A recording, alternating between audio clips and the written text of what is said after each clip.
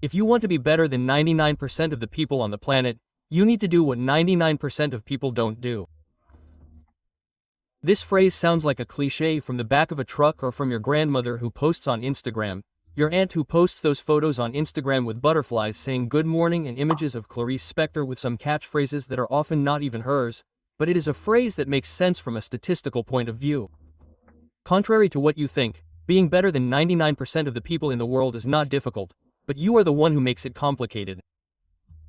Many people sell you extremely complex and elaborate solutions for this, when in fact being better than 99% of the people in the world only requires a few steps.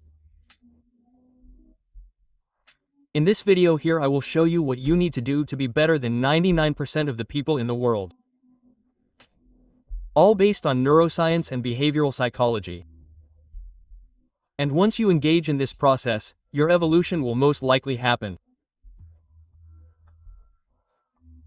As long as you notice this evolution to be able to stay motivated by the process and not necessarily by the result. Many people go to the gym trying to get a specific shape and end up losing motivation because after 2 days they only feel pain and don't have the arms of the athlete they admire so much. Many people start a diet thinking that after 5 or 6 days they will be able to get the shape they want so much. Many people start studying so hard that after a while they can't sustain that behavior. And these people have something in common. They are always looking for results, looking for results, looking for results. The result is important, but you need to shift your attention to the process. It is the process, once engaged in generating motivation, that will allow you to have your performance perpetuated over time. In this video here, I will give you some insights and some steps that, if you put into practice, I am reasonably sure will help you. Step number 1, it seems interesting that you know how to manage your stress. Stress is one of the main risk factors for psychiatric illnesses. And the person who goes the furthest is not necessarily the most intelligent person, but rather the person with the best emotional control. So, if you want to be better than 99% of the people in the world, you need to have good emotional control.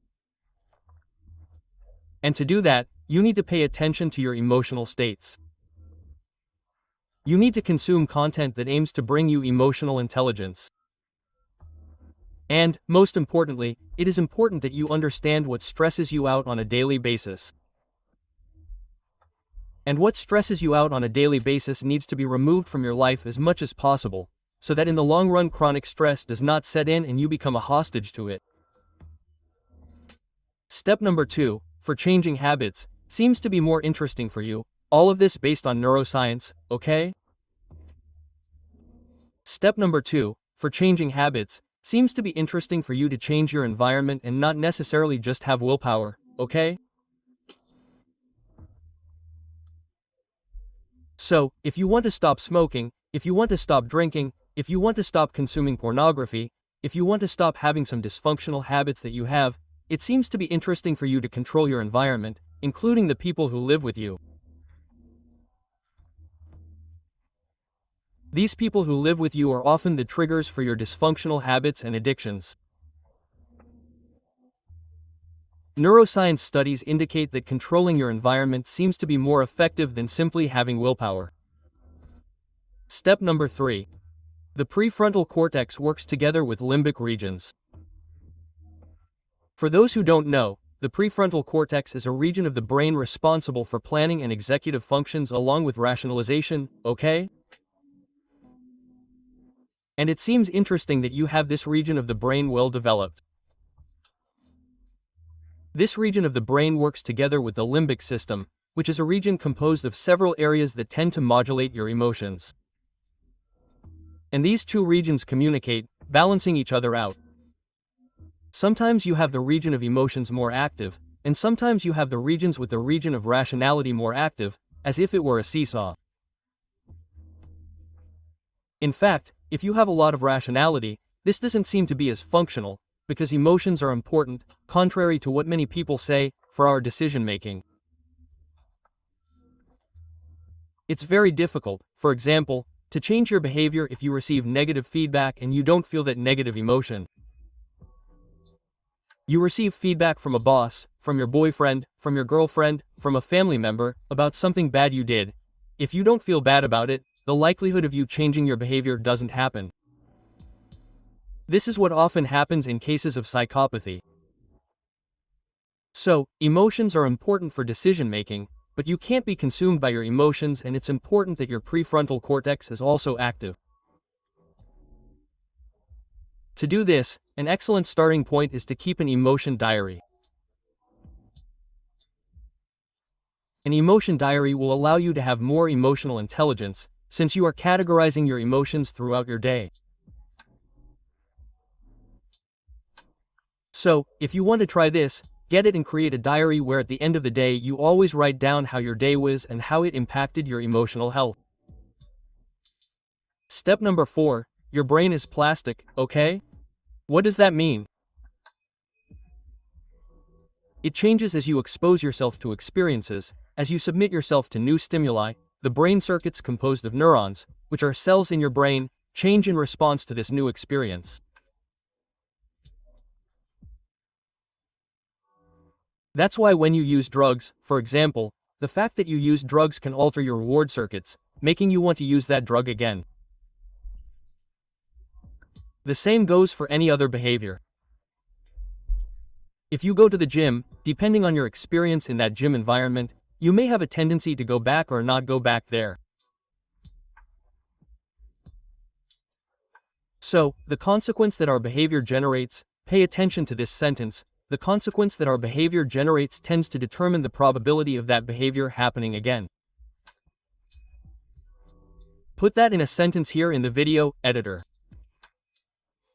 The consequence of your behavior increases or reduces the probability of that behavior happening again.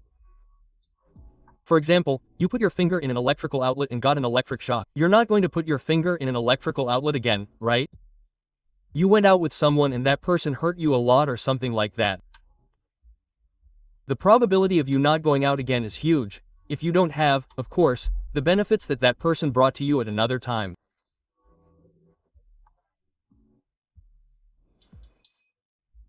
So, you know that your brain is plastic, which allows you to better channel your behavior in the direction you want.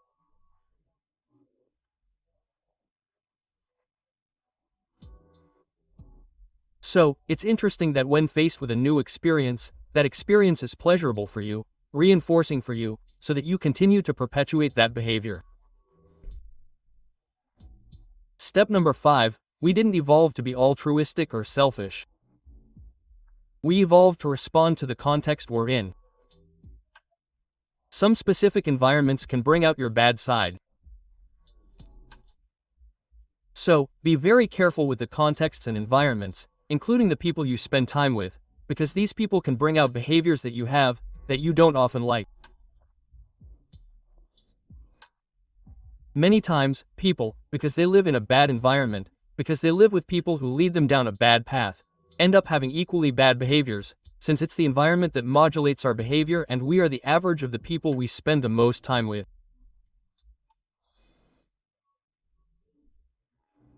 Then the person starts to think they are bad, they start to evaluate themselves as a bad person, they start to criticize themselves as a bad person when in fact they are just in the wrong environment.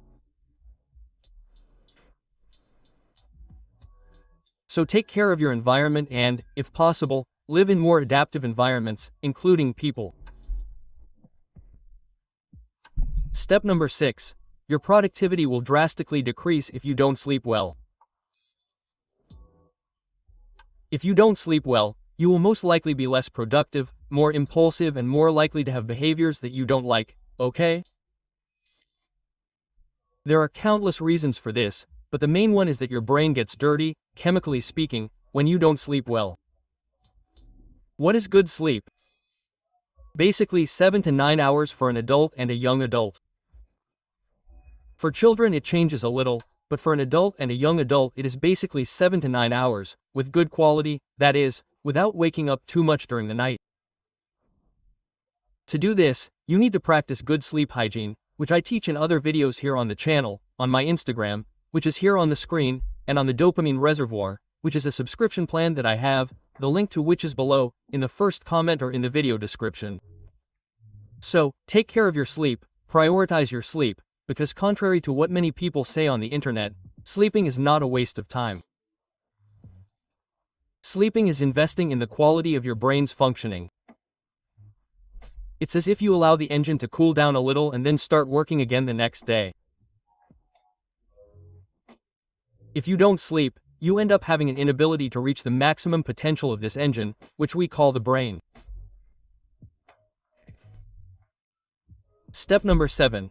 Physical exercise is not only good for the body, it is also good for the brain, which is part of the body. Several studies, and it is practically a consensus within psychology and neuroscience studies, that physical exercise, of any kind, but the most studied are aerobic exercises, but of any kind, helps a lot with your emotional control, your self-esteem, and the chemical soup responsible for generating emotions in you. So, if you do not practice physical activity regularly, I strongly suggest that you prioritize it in the coming weeks, years, and months. Step number 8. Money is important. Whoever says that money is not important is tripping on mayonnaise. However, up to a certain period, okay? Up to a certain amount. The number at which money stops giving people pleasure is still unclear in the literature. We do not have a very clear understanding in the studies, but what we know today is that the phenomenon that most predicts, pay attention to me here now, pay attention to me, the phenomenon that most predicts happiness in a person's life, that is, a behavior that you have today that most guarantees that you will be happy in the future, is having good relationships. They are not relationships, they are good relationships. Having good relationships predicts happiness in old age and in adulthood. Several longitudinal studies that followed people throughout their lives found that those who had good relationships, quality relationships, a good support network, were more likely to be happy when they were older. So, if you don't have good relationships, pay attention to this point. Step number 9 and last. It's interesting that during the day you are more dopaminergic, you are more motivated, you have more blood in your eyes, you want to go after it more, but it's also important at night to enjoy and appreciate the things you've achieved. This day and night, obviously, is a metaphor. It can be during the week and weekend or periods of life.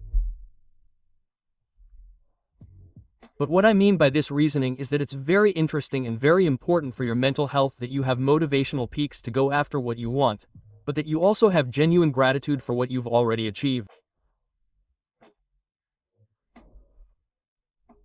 So, if you're looking for those oranges that are on the other side of the river, it's important that you're hungry to get those oranges, which is basically motivation. But when you get the oranges, it's important that you feel genuinely grateful for having achieved them.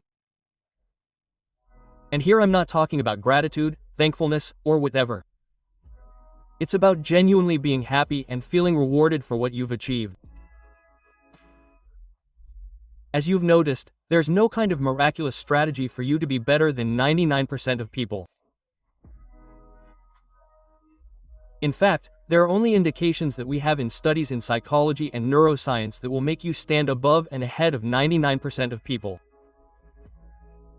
Notice that at no point did I say that you're going to get more money. At no point did I say that you're going to get stronger. At no point did I say that you're going to have a better house. At no point did I say that you're going to buy a Ferrari. I'm just saying that being better than 99% of the people in the world is simply having mental health so you can perform the tasks that bring meaning to your life. You keep looking for meaningless things and life becomes empty even with money. So, if you want to be better than 99% of the people in the world, you just need to understand that satisfaction is in the simple things. Please.